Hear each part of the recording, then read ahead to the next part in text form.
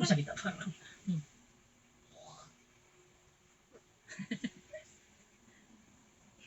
Alam po pa rin. Mas masarap pa kahapon. Dalawang 4 cups ng all-purpose flour. Ayan, 4 cups na yan. 2 tablespoon ng dry yeast. Ayan, haluin lang muna natin. Tapos, kailangan natin i-use yung part na paglalagyan ng water. Maglagay din tayo ng 1/4 cup na sugar.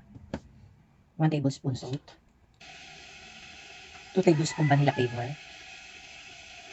Ihalo ng ating 300 ml na water.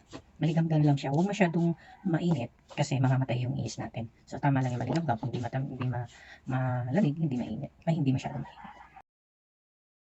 Kailangan lang natin itong i-mix na maigi para yung mga ingredients ma-mix na maayos. Ayan, kailangan talagang mix talaga siya.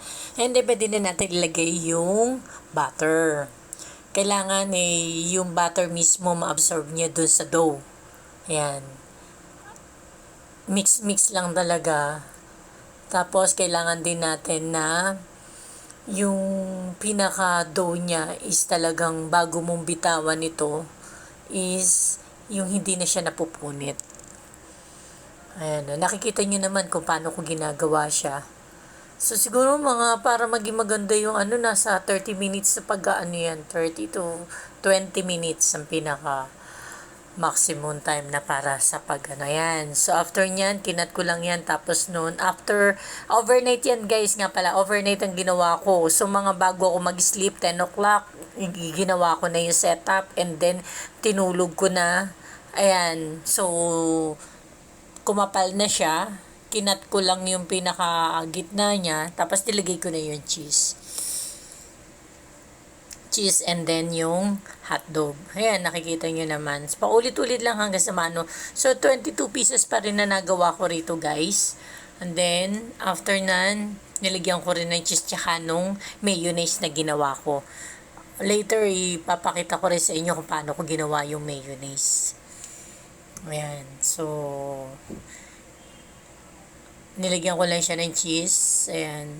Dapat nga pinaloob ko na lang Okay lang. At least lesson learned. Mekas mo na yan, Inson. Mekas mo na yan. Todo mo na yan, mother chod. Yan na. Mekas mo na yan. Mekas mo na yan.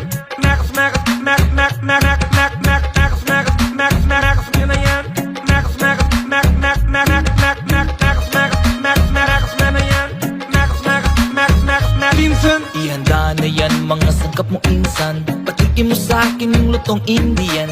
Yung merong sibuyas marami that makes the food very very tasty.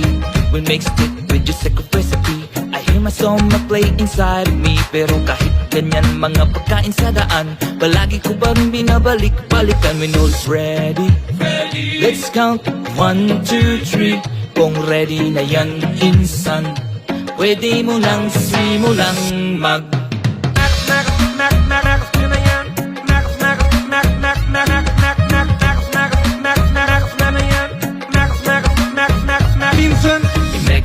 I-mekas mo na yan insan, para sumarap ang aking ulam. I-mekas mo na yan insan, kahit alam kong sasama ang aking tiyan. When all's ready, let's count 1, 2, 3.